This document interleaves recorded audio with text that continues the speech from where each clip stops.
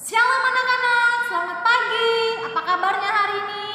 Miss Nora harapkan kamu tetap semangat ya, tetap sehat, tetap sukacita, meskipun kita masih belajarnya dari rumah.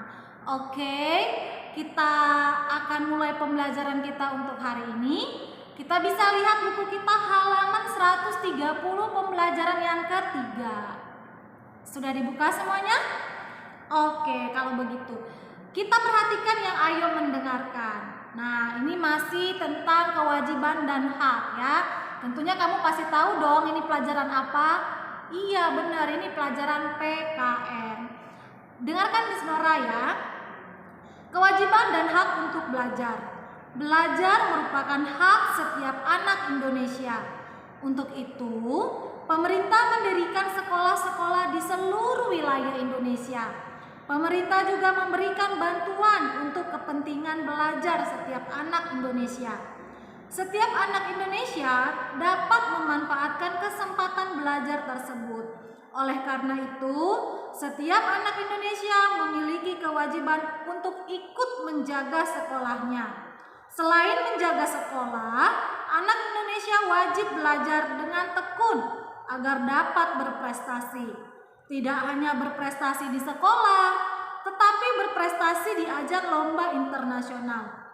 Dengan berprestasi di dunia internasional, maka bangsa Indonesia akan semakin disegani oleh bangsa-bangsa lain. Iya, semua anak di seluruh Indonesia dari Sabang sampai Merauke itu memiliki hak yang sama, hak untuk mendapatkan pendidikan. Nah, pemerintah itu memberikan hak kepada seluruh anak-anak Indonesia untuk bisa mengecap ya bangku pendidikan ya, mulai dari TK, SD, SMP, SMA, bahkan kuliah di perguruan tinggi ya.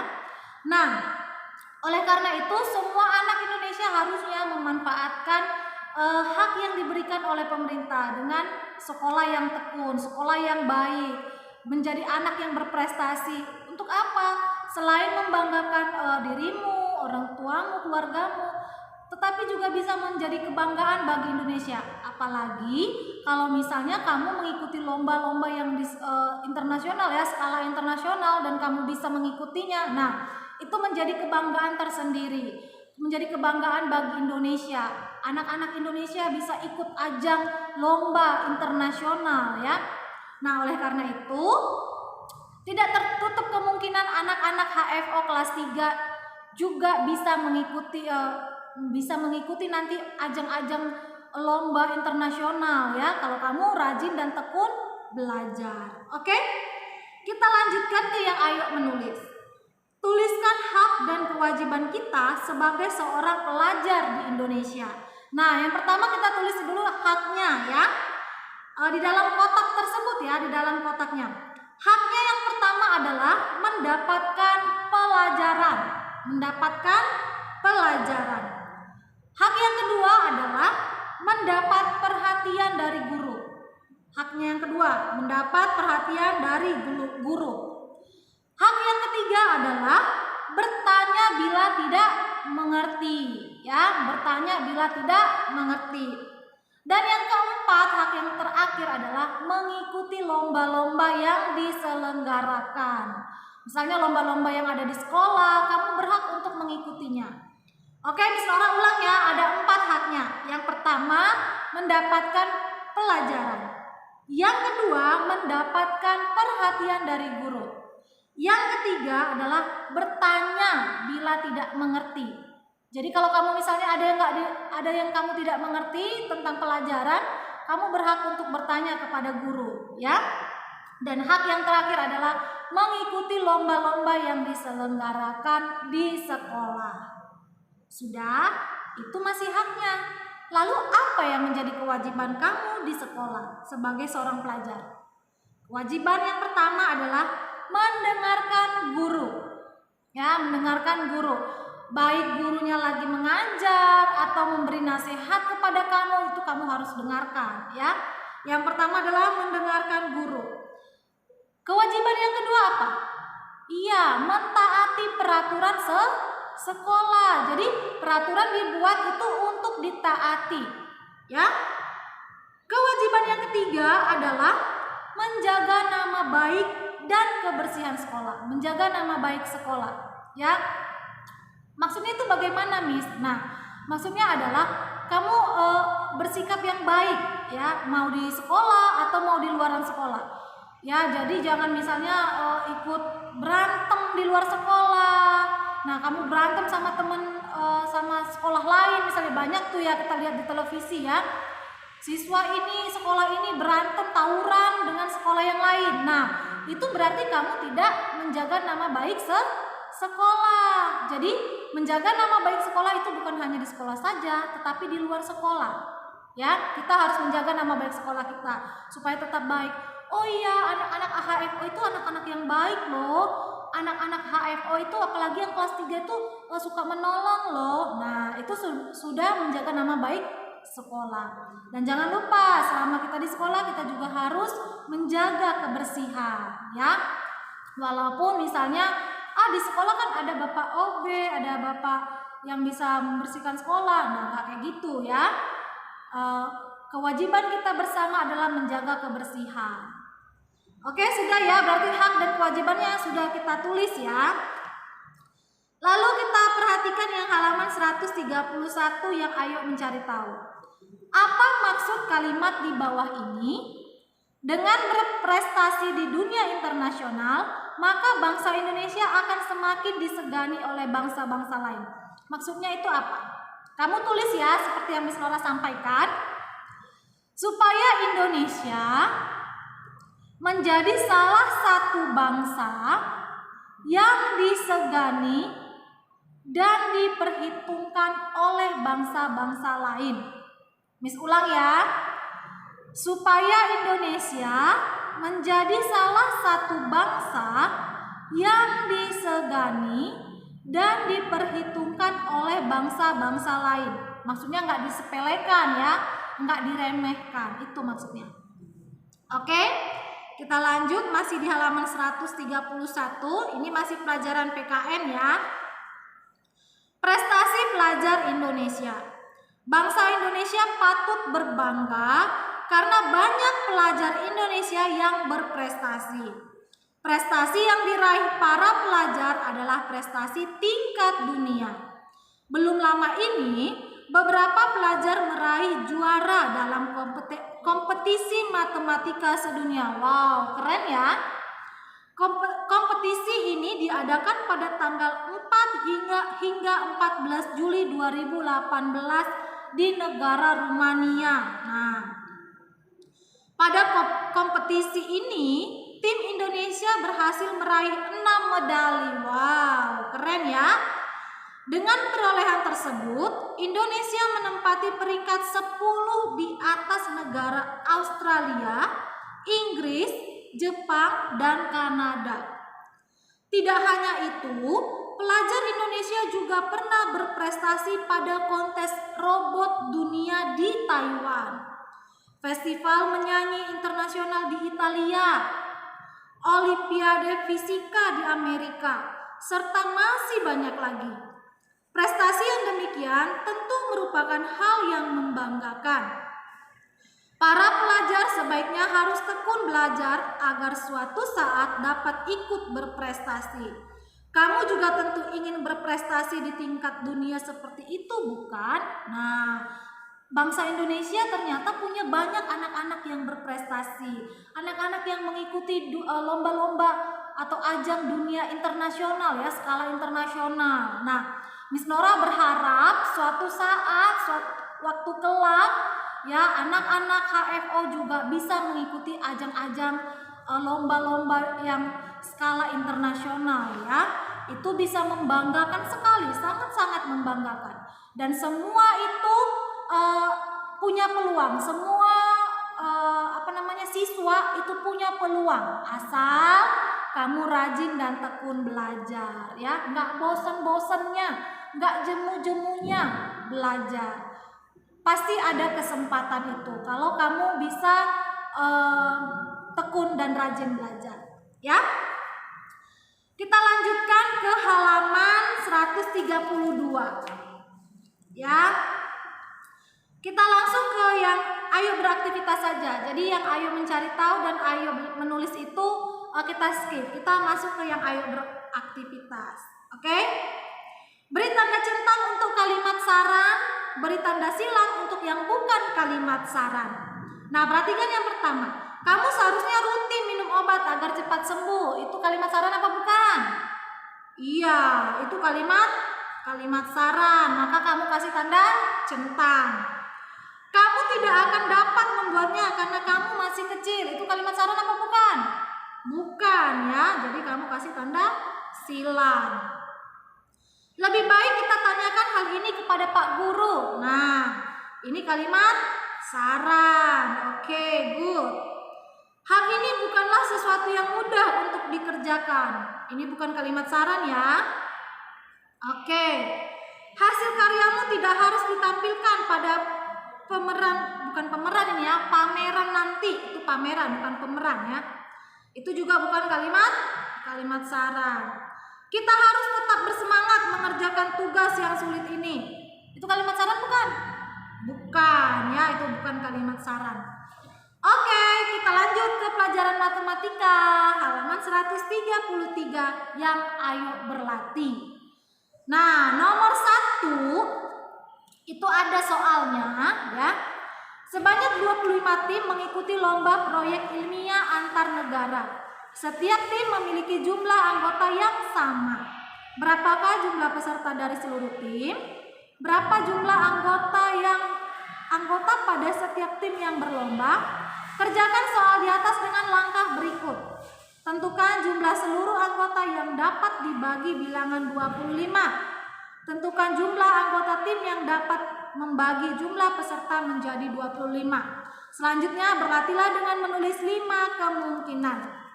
Oke, kita diminta, ini seperti yang kita kemarin sudah pelajarin ya.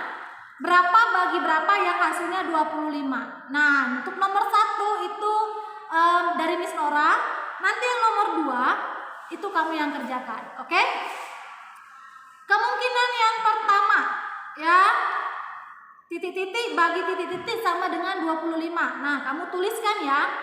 625 dibagi 25 sama dengan hasilnya 25. Itu yang nomor 1 kemungkinannya. Udah? Misalnya 625 bagi 25 itu sama dengan hasilnya 25. Kemungkinan yang kedua adalah 75 dibagi 3. Nah, 75 bagi 3 itu sama dengan 25. Ya? Kenapa? Karena 3 kali 25 itu hasilnya 75. Ya, pembagian sama perkalian itu kebalikan ya. Kemungkinan yang ketiga adalah 100 bagi 4. Ya, 100 bagi 4. Lalu kemungkinan yang keempat adalah 125 dibagi 5. Sudah? 125 dibagi 5. Kemungkinan yang kelima adalah 150 dibagi 6. Udah, 150 dibagi 6. Nah, itu untuk nomor 1. Yang nomor 2, buatlah soal seperti contoh soal di atas. Nah, kamu buat contoh soalnya, berapa dibagi berapa yang hasilnya 50. Ya, tulis soalnya. Berapa titik-titik dibagi titik-titik sama dengan 50. Begitu aja tulisannya ya. Jangan nggak usah buat soalnya seperti ini ya. Sebanyak 25 tim. Nggak usah gitu. Langsung aja yang titik-titik dibagi titik-titik sama dengan 50. Nah, nanti kamu tulis kemungkinan pasangan jawaban. Jadi berapa bagi berapa yang sama dengan 50 hasilnya. 5 kemungkinan. Paham ya maksudnya Miss Nora? Kamu buat contoh soal. Nah, kan kalau bikin soal seperti yang nomor 1 itu kan terlalu panjang ya. Terlalu panjang kata-katanya. Jadi kamu bikin aja langsung di bukunya titik-titik di kotak yang nomor 2 ini ya. Seperti ini contohnya Miss Nora kasih lihat. Seperti ini aja nih.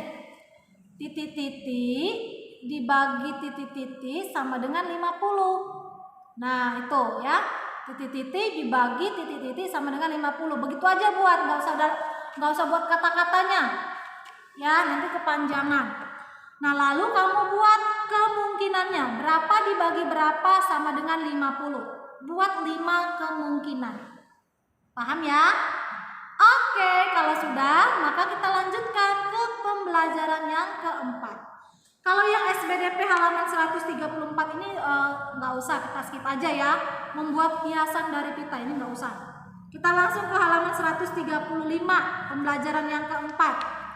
Nah, ini juga pelajaran PKN ya. Ikut membangun bangsa, tentang hak dan kewajiban. Ya, jangan bosan-bosan ya belajar tentang hak dan kewajiban.